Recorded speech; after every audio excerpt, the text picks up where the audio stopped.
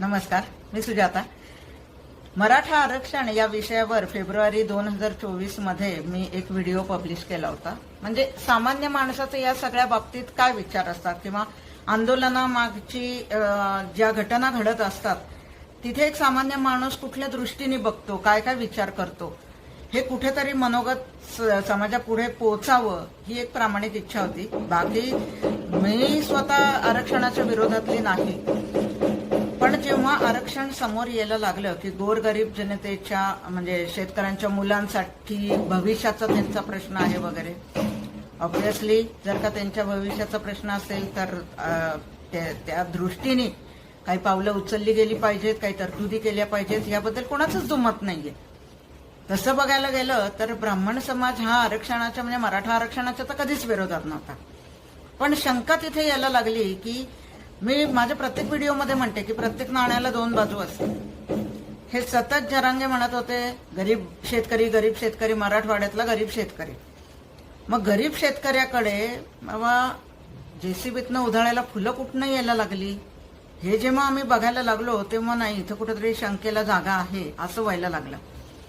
म्हणजे यांचा नेता कुठेतरी व्हॅनिटी व्हॅनमधून फिरतोय.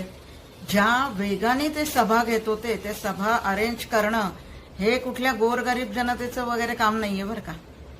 हे न कळण्याइतपत जनता वेळी नाहीये. त्यावेळेलाच याला कुठेतरी राजकीय रंग आहे हे लक्षातच यायला लागलं होतं. कारण उपोषण करणारा एक त्यांचा नेता अचानक रात्रीत गायब होऊन कुठेतरी दिल्लीला त्या शेतकऱ्यांचं जे आंदोलन चालू होतं तिथं जाऊन आपलं अभिवादन करतोय त्यांच्याबरोबर. हा बाबा तुझ्याकडे एवढी शक्ती आली कुठनं, तू तर उपोषण करतोय आणि आमरण उपोषण. मग एका रात्रीत कुठले गोरगरीब शेतकरी जे आहेत जे तुझी व्यवस्था करतात इकडून तिकडे जायची. म्हणजे ह्या सगळ्या मागे कुठेतरी राजकीय हेतू आहे ही शंका यायला लागली होती. या शंकेला कुठेतरी बळ मिळायला लागलं ज्या वेळेला जरांगे पाटलांनी फक्त फडणवीसांना टार्गेट करायला सुरुवात केली. अगदी तो वेळ सुद्धा माझ्या साधारण लक्षात आहे ज्यावेळी पवार साहेब, नाहीतर या पिक्चरमध्ये पवार साहेब कुठेही आधी येत नव्हते, पण जेव्हा उपोषणाच्या तिथे जाऊन पवार साहेबांनी काहीतरी कानात चार गोष्टी सांगितल्या जरांगे पाटलांच्या. बरं एकदम पाटले असं करायचं नसतं. तुम्ही ते गेले आणि इमिजिएटली फडणवीसांना शिव्या घालायला सुरुवात केली. तेव्हापासून जे शिव्या घालताय ते आज तागात शिव्याच घालताय. तेव्हाच हे शिक्कामोर्तब झालं की तुमचं आंदोलन हे पूर्णपणे राजकीय आहे, तिथे कुठल्याही समाज कल्याणाचा हेतू नाही. कारण या आरक्षणामध्ये अनेक अशा ठळक गोष्टी लक्षात यायला लागल्या की जेव्हा ते म्हणतात की आम्ही जातवंत मराठा आहोत, जातीवंत मराठा आहोत. तुम्हाला हे असं ठासून का सांगायला लागते बाबा तुम्ही जातीवंत आहात म्हणून. मग त्यावेळेला शंका येते की शिवाजी महाराजांच्या पायी नतमस्तक होणारा समाज हा जातीवंत, तर त्यांच्याच पायाशी बसून एका ब्राह्मण नेत्याला त्याच्या आया बहिणींवरनं गलिच्छ शिव्या देणारा हा जातीवंत मराठा. हा समस्त मराठा समाजाला माझा प्रश्न आहे बरं का. मग 94च्या GR बाबत किंवा त्यावेळी मुख्यमंत्री कोण होते, 2018ला जेव्हा फडणवीसांनी तुम्हाला आरक्षण दिलं होतं त्याबाबत तुम्हाला कृतज्ञताही नाहीये.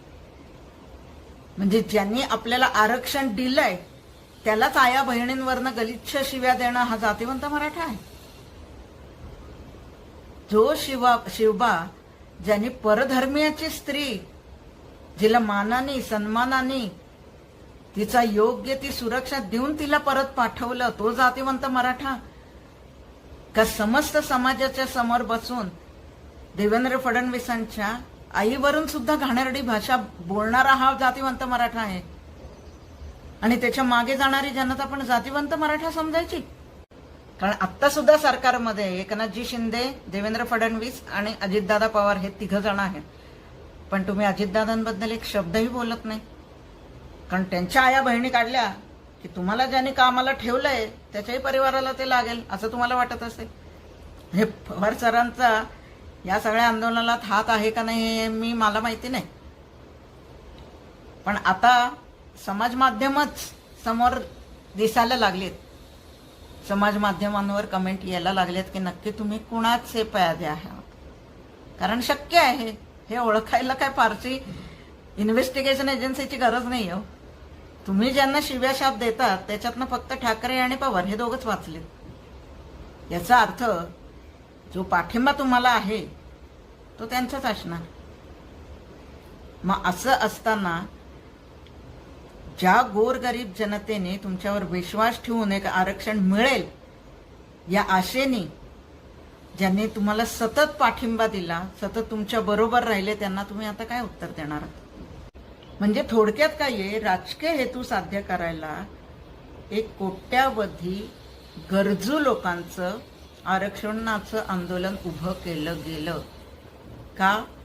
तर देवेंद्र फडणवीसांना आपला बुद्धिमत्तेच्या जोरावर आपण मात देऊ शकत नाही हे कुठेतरी विरोधकांनी मान्य केलं। नाहीतर हे असल्या गलिच्छ भाषा बोलणाऱ्या आंदोलनाची तुम्हाला गरजच नव्हती। नेत्यांचा कुठेतरी वीक पॉइंट असा असतो की त्यांना असं पब्लिकली भाषा वापरता येत नाही घाणेरडी।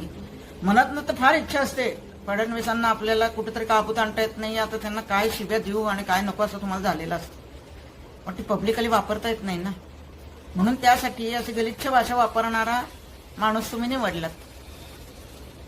आणि याच्यातून समजा कुठे अराजकता निर्माण झालीच, म्हणजे इतकं वाईट बोलायचं की त्यांच्यावर कुठेतरी आंदोलक आणि देवेंद्र फडणवीसांचे समर्थक ह्याच्यात कुठेतरी खडाजंगी झाली आणि कुठेतरी काहीतरी दंगल पेटली किंवा काय झालं की आपला राजकीय हेतू साध्य झाला। म्हणजे परत गृहमंत्री म्हणून फडणवीस कसे फेल झाले हे दाखवायला तुम्ही मोकळे। पण त्या काळात काय झालं, शेवटी फडणवीसांनी जो संयम या सर्व परिस्थितीमध्ये दाखवलाय ना, यामुळे तथाकथित त्या जातिवंत मराठ्यापेक्षा म्हणजे जरांगे पाटलांपेक्षा फडणवीस कितीतरी पटीने मोठे झाले। पण ज्या माणसाने तुम्हाला 2018ला आरक्षण दिलेलं होतं, महाविकास आघाडीने ते घालवलं, त्याच्यानंतर 2019 मध्ये जरांगे पाटील तुम्ही कुठे होतात हा प्रश्न मी तेव्हाही विचारला होता की याच गलिच्छ शिव्या तुम्ही उद्धव ठाकरेंना का नाही दिल्यात? मग ते तर मुख्यमंत्री होते तेव्हा। पण याबाबत त्यामुळे त्या उद्धव ठाकरेंना शिव्या द्या असं मी म्हणणारच नाही, कोणालाच देऊ नका। पण जेव्हा तुम्ही देवेंद्र फडणवीसांच्या बाबतीत बोलताना तेव्हा तुमचा ब्राह्मण द्वेष सतत डोळ्यासमोर येत असतो। मग 18 पगड जातीला बरोबर घेऊन ज्यांनी स्वतःचं साम्राज्य निर्माण केलं तो जातिवंत मराठा, का इकडं ओबीसी आणि मराठा यांच्यात जाती द्वेष करणारा, मराठा आणि ब्राह्मण याच्यात जाती द्वेष करणारा जातिवंत मराठा, हे आता मराठ्यांनी ठरवाय। हे सरळ समोर दिसतं की आपण टार्गेट होत असताना सुद्धा संयम राखून कुठलीही शिवीगाळ न करता किंवा कुठलंही चुकीचं रागाच्या भरात पाऊल न उचलता त्या आंदोलनाच्या विरोधात हा संयम दाखवून ती परिस्थिती हाताळणं हे सोपं नाहीये। महाविकास आघाडीचं सरकार यावं म्हणून येणकेन प्रकारे हा सगळा प्रकार चालू होता हे आता जनतेला पूर्णपणे कळलेलं आहे। आणि त्याच्या मागे जी शक्ती उभी होती ती महाविकास आघाडीचीच होती हे पण लोकांना आता कळलेलं आहे। पण हे पण लोकांना समजले की एका नेत्यासाठी तुम्हाला करोडो लोकांचं आंदोलन उभं करायला लागलं। 3 पक्ष तुम्ही एकत्र असून सुद्धा एका माणसाला तुम्हाला रोखता आलं नाही, म्हणून तुम्हाला या पातळीवर उभं राहून राजकारण करावं लागणं हेच तुमचं पहिलं मोठं अपयश आहे, हे जनतेने आता ओळखलेलं आहे। पण या सगळ्या गदारोळात या 8 महिन्यात जे पूर्ण राजकारण ढवळून निघालं त्याच्यामुळे सगळ्यांचे खरे चेहरे समाजाच्या समोर आलेले आहेत। आणि मी परत देवेंद्र फडणवीसांना अभिवादन करीन की तुमच्या संयमाचं खरंच खूप मोठं उदाहरण तुम्ही समाजाच्या समोर ठेवलेलं आहे की ज्यामुळे या समाजाचं किंवा या समाजाचं म्हणता म्हणता आपल्या महाराष्ट्र राज्याचं फार मोठं नुकसान होता होता राहिले।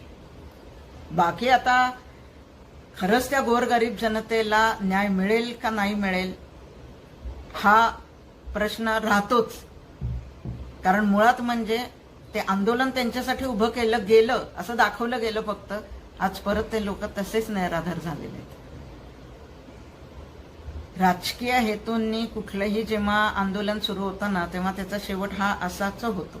मराठा समाजातील अनेक असे लोक आहेत की जे कळवळीने सांगत होते की कायदा काय आहे आणि आपण कुठल्या चुकीच्या दिशेने जातो, पण त्याला सुद्धा प्रसार माध्यमांनी फारशी प्रसिद्धी न देता परत परत हाच मुद्दा कसा काय पेटवला जाईल आणि त्यामुळे महाराष्ट्र कसा धगधगत राहील हे बघितलं। तेव्हा विधानसभेला मत देताना आपण कुणाला मत द्यायचंय हे जाणून बुजून व्यवस्थित विचार करून मत द्या. इथं मुद्दा फक्त आरक्षणाचा नाहीये. इथं मुद्दा हा आहे की आपल्या राजकीय स्वार्थासाठी जर का काही नेते संपूर्ण राज्य पेटवायचा विचार करत असतील तर असं सरकार तुम्हाला हवंय का, याचा विचार करून मग मत द्या.